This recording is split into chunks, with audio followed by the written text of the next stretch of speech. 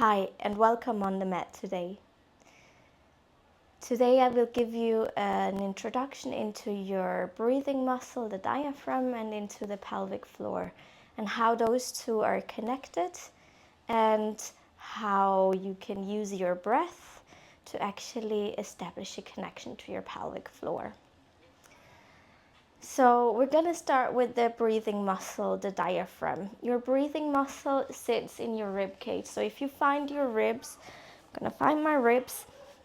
I'm going to create some hook or a hook with my fingers so that it can actually go in and under my ribs, and that's where your diaphragm sits.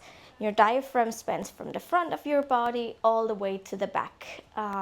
So this is where your diaphragm is located in your body. Imagine that your diaphragm is actually a dome shape, so it looks a bit like this in your body. When you breathe in, what happens with your diaphragm is it flattens out. There's a tiny and subtle downward movement as you breathe in, and your diaphragm lifts gently as you breathe out. So it comes back to that shape. Breathing in, it lowers, flattens. Breathing out, it lifts. So just imagine that as you breathe in, your diaphragm gently moves down, and as you breathe out, your diaphragm lifts. Let's have a look at the pelvic floor. The pelvic floor sits at the bottom of our pelvis, and it has essentially the same shape, just in the opposite direction. That's what it actually looks like, or that's what it sort of looks like in your pelvis.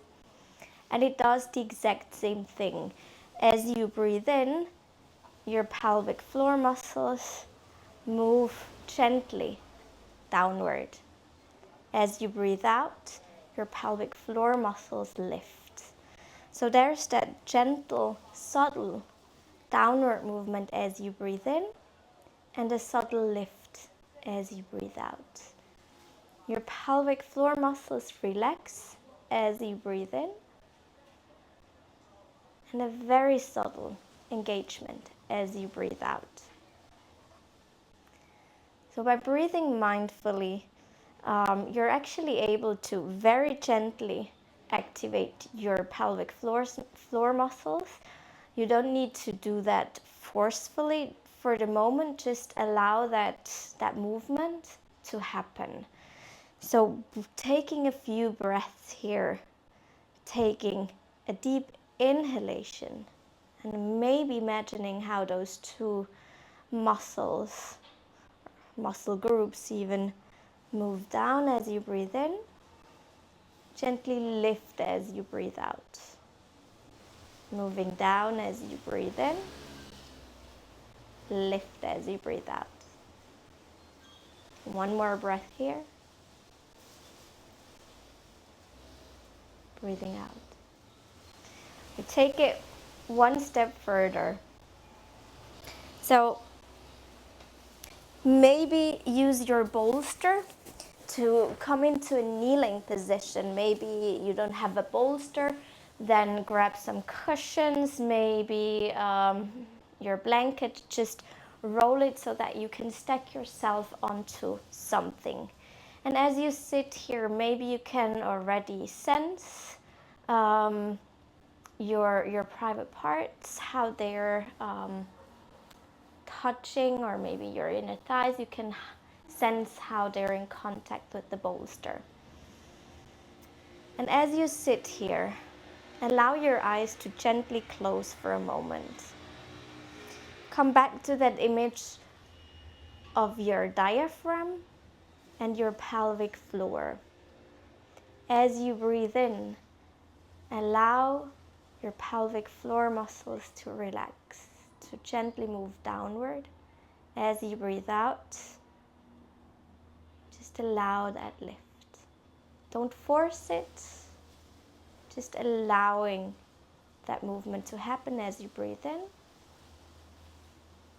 And as you breathe out, maybe you can even sense how your pelvic floor lowers, muscles lower as you breathe in, lift as you breathe out. Taking a few breaths here, inhalation and exhalation, inhalation and exhalation. Last breath here.